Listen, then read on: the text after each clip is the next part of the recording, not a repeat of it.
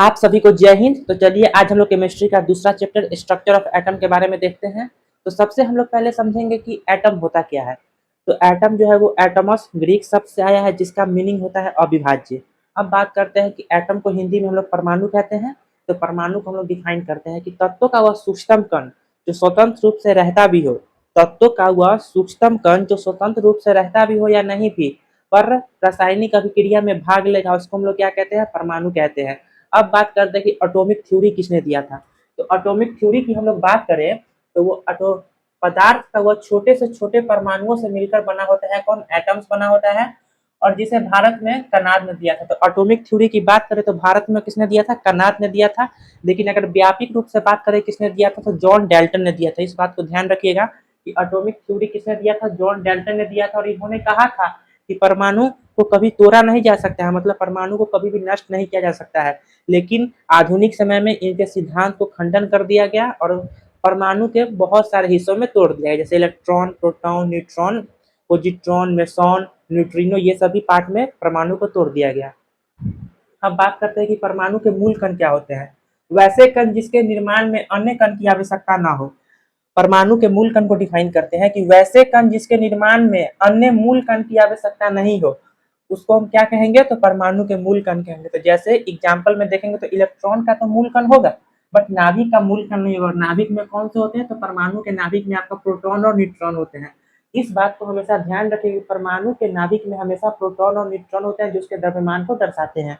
अब बात करेंगे कि परमाणु के मूल कण को हम लोग दो भागों में बांटते हैं। कौन से दो भागों में, एक स्टेबल पार्टिकल्स और एक अनस्टेबल पार्टिकल्स। स्टेबल पार्टिकल्स की बात करें तो ये अस्थायी रूप से हो जाएगा कि परमाणु में से अनिवार्य रूप से अवस्थित रहेंगे। स्टेबल में जो है परमाणु में वो अस्थायी रूप से अवस्थित होंगे, जैसे इलेक्ट्रॉन, प्रोटॉन, न्यूट्रॉन, इसको हम स्टेबल कहेंगे। और अनस्टेबल की बात करेंगे तो कौन कौन से हो जाएंगे, तो पॉजिट्रॉन, न्यूट्रॉन, न्यूट्रिनो, मेसॉन, ये सब कौन से हो जाएंगे, तो ये अनस्टेबल पार्टिकल्स हो जाएंगे। क्लियर है। अब चलते हैं आगे।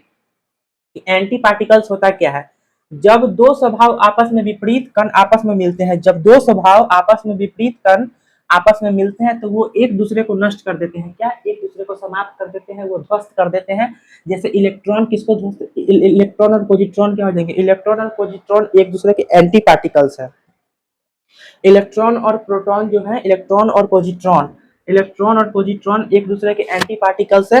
अब बात करते हैं कि परमाणु के केंद्र में नाभिक है जो कि धन आवेशित होता है। तो धन आवेशित बोले तो हमेशा पॉजिटिव, और धन ऋणात्मक बोलेगा तो निगेटिव।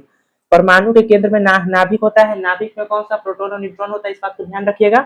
अब आता है कि परमाणु का द्रव्यमान जो होता है वो नाभिक के द्रव्यमान के बराबर होता है। परमाणु का द्रव्यमान कहाँ पे होगा, नाभिक में। अब पूछेगा कि नाभिक का द्रव्यमान जो होगा वो प्रोटॉन और न्यूट्रॉन के द्रव्यमान के बराबर होगा। ये बात भी क्लियर है। अब समझते हैं कि न्यूक्लियन किसे कहते हैं। न्यूक्लियन में प्रोटॉन और न्यूट्रॉन होता है। न्यूक्लियन में प्रोटॉन और न्यूट्रॉन होता है। इलेक्ट्रॉन इसलिए नहीं न्यूक्लियन में होता है क्योंकि इलेक्ट्रॉन जो है वो परमाणु के बाहर में चक्कर लगाता है उच्च गतिशील से, और न्यूट्रॉन और प्रोटॉन परमाणु के नाभिक में स्थित होता है। अब बात करेंगे कि इलेक्ट्रॉन को हम क्यों नहीं जोड़ते हैं। तो इलेक्ट्रॉन का भार हम इसलिए नहीं जोड़ते हैं परमाणु के द्रव्यमान में, क्योंकि उच्च गति से गतिशील करता है। इलेक्ट्रॉन जो है बाहरी आवर्त में घूमता है, जैसे इसमें हो जाएंगे आपका न्यूट्रॉन और प्रोटॉन, और इलेक्ट्रॉन जो हो जाएगा वो परमाणु के बाहर में चक्कर लगाएगा और भी बहुत स्पीड से।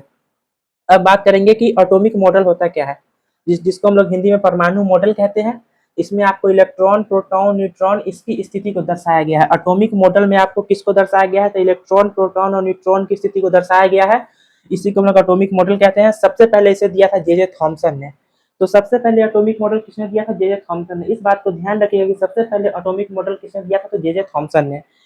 जे थॉमसन ने दिया था परमाणु। इन्होंने कहा था कि परमाणु जो है वो तरबूज के समान है। जे थॉमसन ने आपको कहा था कि परमाणु जो है वो तरबूज के समान है। इसको वाटरमेलन थ्योरी भी कहते हैं। तो इन्होंने बताया था कि तरबूज का जो लाल वाला पार्ट होता है उसको हम लोग प्रोटॉन कहते हैं, और जो उसमें बिखरे बिखरे बीज होते हैं उसको हम लोग इलेक्ट्रॉन कहते हैं। तो इसलिए इसे वाटरमेलन थ्योरी भी कहते हैं, जो किसने, जे थॉमसन ने दिया था।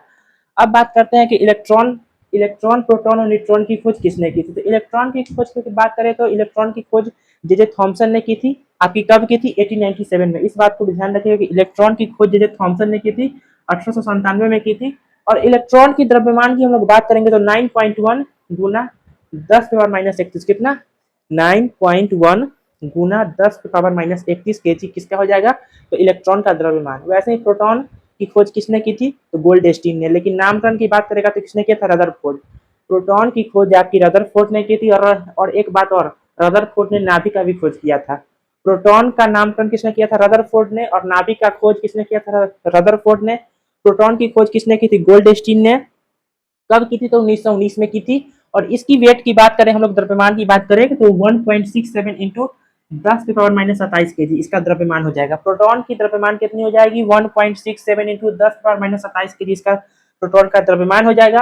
और न्यूट्रॉन की द्रव्यमान की बात करें तो न्यूट्रॉन की खोज आपकी चैडविक ने की थी। कब कब की थी? 1932 में। न्यूट्रॉन की खोज किसने की थी? चैडविक 1932। और इसकी द्रव्यमान की बात करेंगे तो कितना हो जाएगा? 1.67 इंटू 10⁻27 के जी इसकी द्रव्यमान हो जाएगी। अब बात करते हैं कि कक्षा में इलेक्ट्रॉन को हम कैसे दर्शाएंगे। कक्षा में हम लोग इलेक्ट्रॉन को कैसे दर्शाएंगे, तो चलिए इसको देखते हैं। कक्षा में इलेक्ट्रॉन को दर्शाने का एक फॉर्मूला होता है 2n²। तो कक्षा अधिकतम इलेक्ट्रॉन हम कक्षा में कितना रख सकते हैं, तो इसको कैलकुलेट करते हैं। तो कक्षा में इलेक्ट्रॉन 2n² के हिसाब से रखेंगे तो 2 इंटू 1 का स्क्वायर, तो कितना 2 हो जाएगा। तो पहली कक्षा में हम अधिकतम कितना 2 पहली कक्षा में हम अधिकतम कितना इलेक्ट्रॉन रखेंगे, तो 2 इलेक्ट्रॉन। पहली कक्षा में हम लोग अधिकतम 2 इलेक्ट्रॉन रखेंगे। दूसरी कक्षा की बात करें तो कितना 2 इंटू 2 का स्क्वायर, 2 2 4 2 8, मतलब दूसरी कक्षा में हम लोग 8 इलेक्ट्रॉन रखेंगे। कितना? 8। दूसरी कक्षा में हम लोग कितना रखेंगे? 8 इलेक्ट्रॉन रखेंगे। तीसरी कक्षा की बात करें तो 2 इंटू 3 का स्क्वायर, तो 3 3 9 2 18, मतलब तीसरी कक्षा में हम लोग 18 इलेक्ट्रॉन रखेंगे। कितना? 18। पहला कक्षा में 2 रखेंगे अधिकतम, दूसरा में हम लोग कितना रखेंगे? 8 रखेंगे, तीसरा में बात करें तो 18 को रखेंगे, और चौथा में बात करेंगे तो हम लोग 32 को, मतलब अधिकतम हम लोग 32 को रख सकते हैं। यही होता है कक्षा में इलेक्ट्रॉन रखने की फॉर्मूला को हम 2n² से डिनोट करते हैं। अब बात करते हैं कि आपका परमाणु त्रिज्या को हम किसमें नापते हैं। परमाणु त्रिज्या को हम लोग किसमें, परमाणु त्रिज्या की बात करें तो हम लोग एंगस्ट्रॉम में नापेंगे, जो कि 10⁻−10 हो जाएगी। और वही हम नाभिकीय त्रिज्या की बात करेंगे तो इसको हम लोग फर्मी में नापते हैं। किसमें? फर्मी में नाभिकीय त्रिज्या को हम लोग नापेंगे, और इसका 10⁻−15 हो जाएगा। तो हम इसको कह सकते हैं कि नाभिकीय त्रिज्या जो है वो परमाणु त्रिज्या से कितना? 1,00,000 गुना ज्यादा अधिक है।